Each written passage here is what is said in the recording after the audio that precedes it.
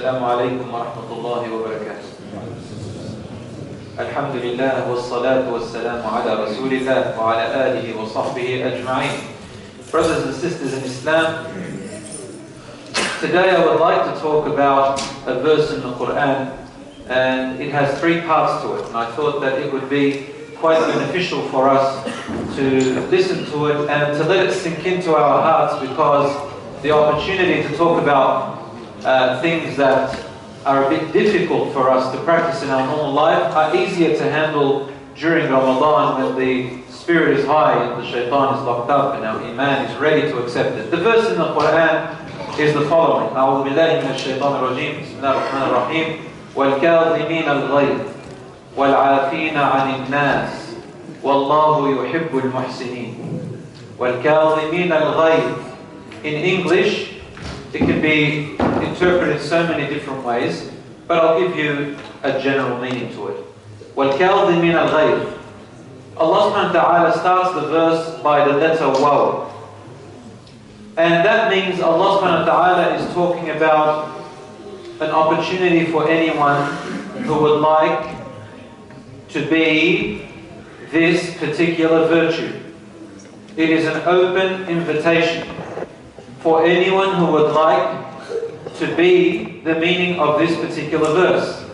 It's not a command, it's a praise, a compliment from Allah subhanahu wa ta'ala. So Allah says, in other words, who would like to accept this invitation to be part of the esteemed ones, who are, number one, those who can suppress their anger, those who can restrain their anger, those who can control their anger, those who can make their anger diminish.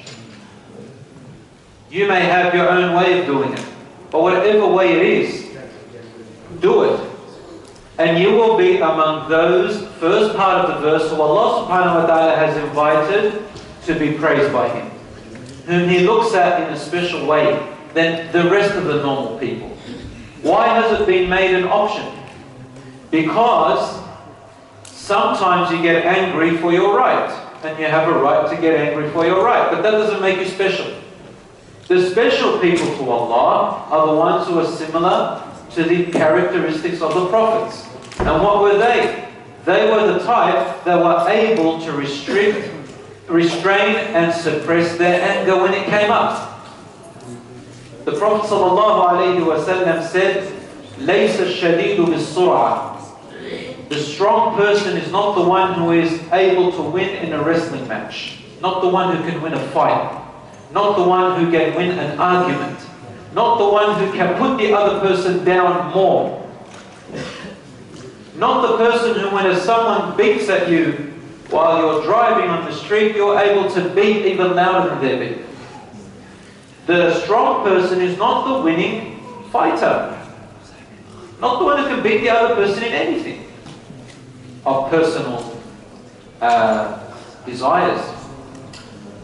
But إِنَّمَا الشَّدِيدُ الَّذِي يَمْلِكُ نَفْسَهُ عِنْدَ الْغَضَبِ. The strong person is the one who is able to control himself or herself when they get angry. This means that anger is natural. This means that it's normal to be angry at times. Sometimes you have to be angry. But most of the times, we shouldn't be angry. They are the times when our own personal self has been attacked.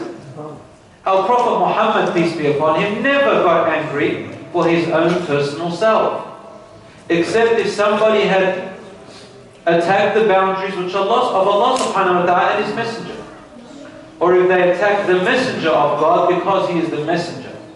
Such as, for example, one time was giving out some donations from what had come to him, and a few men didn't receive any of it. One of them said to his friends, the Prophet ﷺ did not deal justly with the people.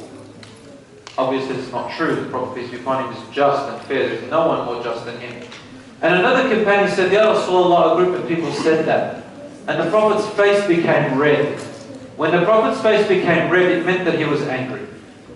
That's as far as his anger would show. Redness in his face. So the companions would go silent when that happens.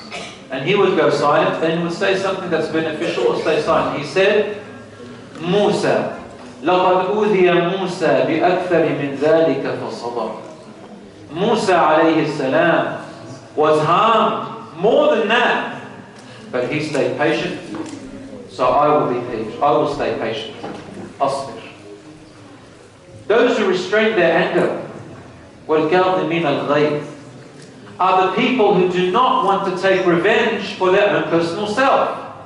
You shout at me, I've got to shout even higher than yours. But this becomes an egotistic thing. Who are you actually harming? Yourself. You're actually degrading yourself. See, listen, what's harsher on a person who wrongs you? When you are silent and walk away, and they continue to spit and swear, or when you turn around and swear just like them. My son, he said to me, should I not swear back at a person? I said, no. Why not?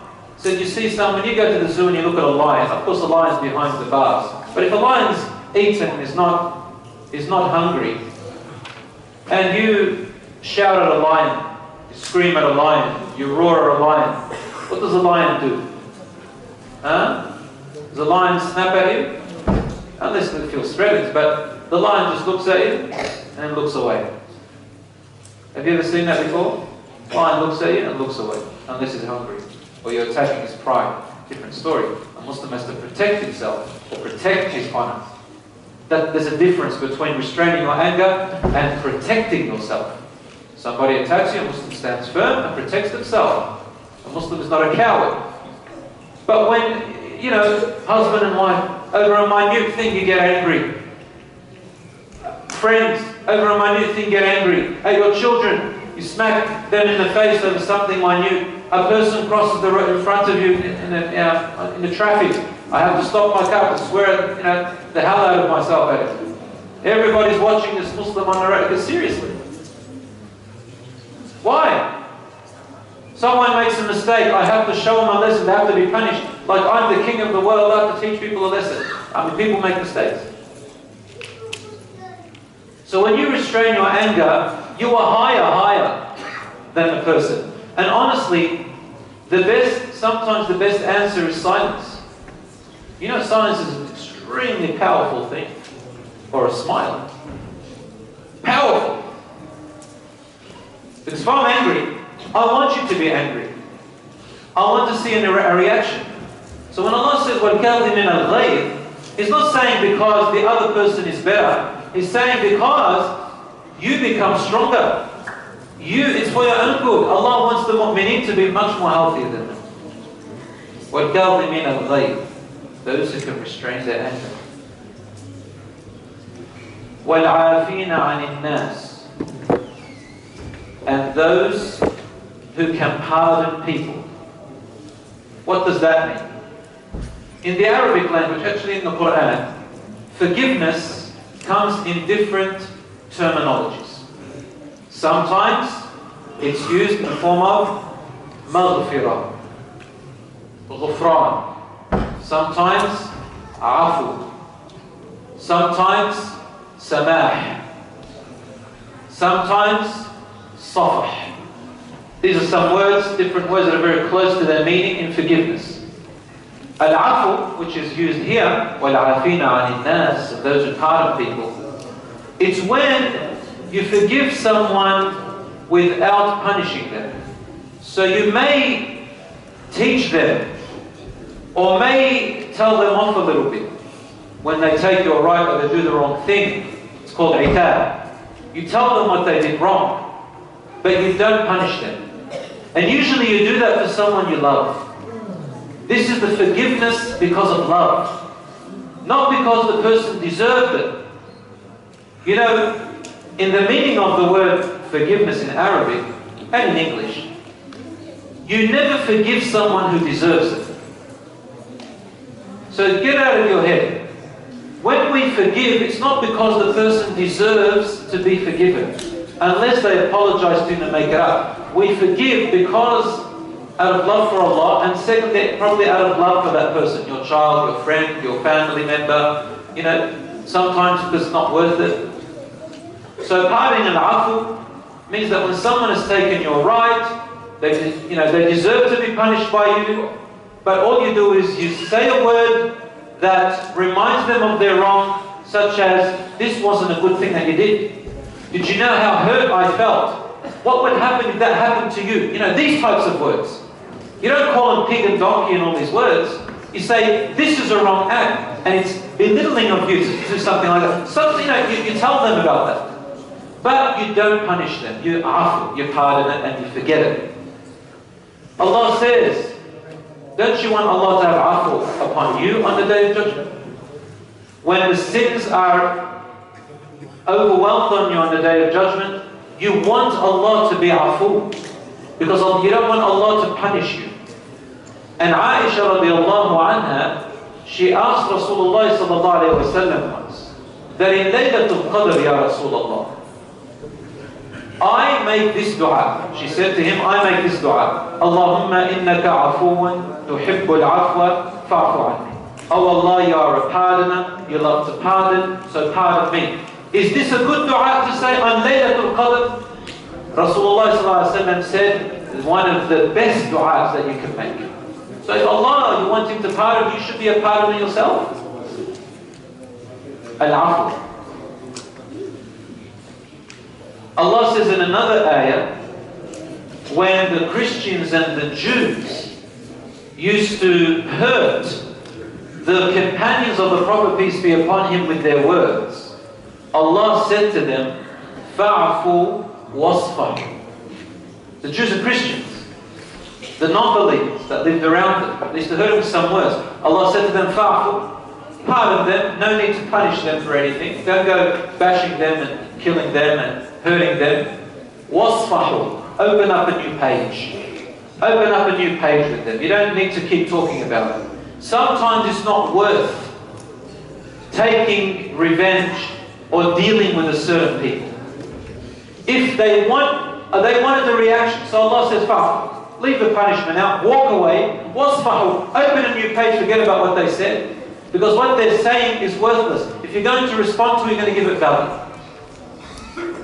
Do you remember when a group of people used to say to the Prophet, peace be upon him, Assalamu alayk? The true word is Assalamu alayk.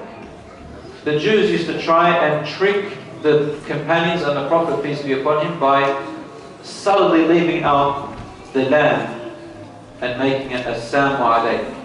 Number one, they were too proud to send peace upon anyone other than their own kind. And number two, they knew the Prophet Muhammad was on the truth and that his dua was accepted.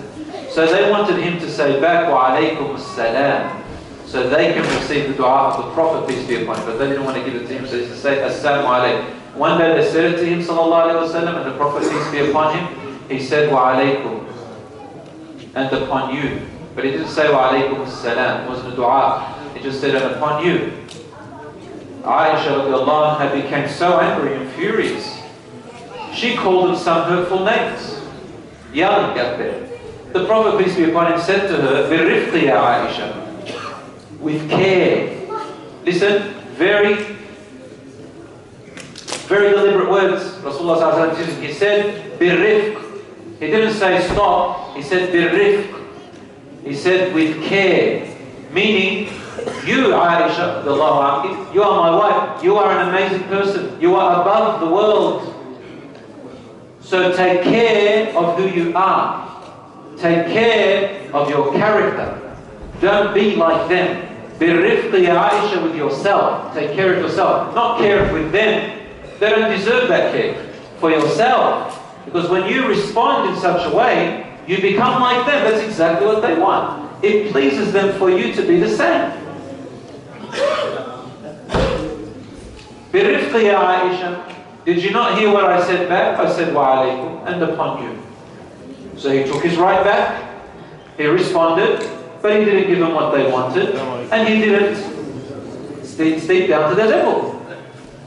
So when you forgive someone, it doesn't mean you're going any less. It doesn't say you can't take your right back. It doesn't say that you can't say a few words to make them understand that what you said was wrong, or that you're going to do something about it to get your right back. That's fine. But swearing, abusing, spitting, fighting, saying, well, this is not acceptable in Islam. A Muslim is not like that. وَالْعَافِينَ عَنِ النَّاسِ, and those who pardon people without punishing them. وَاللَّهُ يُحِبُّ الْمُحْسِنِينَ. Now that's the highest part. See, الْكَاظِمِينَ الْغَيْظَ is the lowest of this virtue. To be able to restrain your anger is the first step. If you're able to restrain your anger, Allah then tells you, well, if you have passed that test, then I invite you to become something a little bit more than that. And that is a person who is used to pardoning people. Not being a doormat, but pardoning people when it's not going to benefit you anything. Pardon them, because you're only going to cause yourself sadness, misery, anger, stress, or probably a brain tumor or aneurysm or a heart attack of some sort. Be happy, move on. Angry people always be angry, let them be in their miserable, unhappy state. You move on and stay happy, isn't that important? You stay happy and enjoy what you're doing. Then Allah says, and if you're able to pass that second step, وَالْعَافِينَ عَنِ النَّاسِ, it's a high virtue, so only very minute people can get that. He says, well then, there's another even higher position that I offer you. وَاللَّهُ يُحِبُّ الْمُحْسِنِينَ. Allah loves those who do ihsan to others. He didn't say وَالْمُحْسِنِينَ. He said وَاللَّهُ يُحِبُّ الْمُحْسِنِينَ. It's like an invitation to say, if you want me to love you, then I offer you this, to do ihsan to people. And what is the meaning of ihsan? Ihsan is when you do something, listen carefully, it's when you do something good for someone else when they do not deserve it, and you don't have to do it, but you give them more than what is their right or what is your obligation. More. Now Allah subhanahu wa ta'ala uses this a lot in between husband and wife relationships. He uses it also with family and blood relationships. And He definitely uses it subhanahu wa ta'ala among the believers. Enemies of Islam attacked the Quraysh kuffar when they were against the Muslims oppressing them. Allah used a common verse. He said, أَشِدَّاءُ عَلَى الْكُفَّارِ. They are harsh against those disbelievers. In context, they are the disbelievers who were causing harm to the Muslims. رُحَمَاءُ بَيْنَهُمْ. They are merciful among one another. What does merciful mean? Mercy means that when someone has wronged you and you are able to punish them, but you exercise mercy, that's when rahmah is rahmah. You know, it's like if no one's wronged you and you don't have the ability to punish anyone, you don't have the strength or the power or the authority, then you can't use rahmah. There is no such thing as mercy here. Mercy is applied when someone has wronged you, you are able to punish them, but you let them go. That is rahmah. That is rahmah. And Allah is arhamur rahim. When people take His rights, subhanahu wa ta'ala, meaning the right of Allah is worship, the right of Allah is to believe in Him and acknowledge that He is the Lord of the universe and the owner, and people take that right away. And Allah is able to punish anyone He wants, but He calls Himself Arhamur Rahimin. He still forgives and lets go. Rahim. And I finish with this.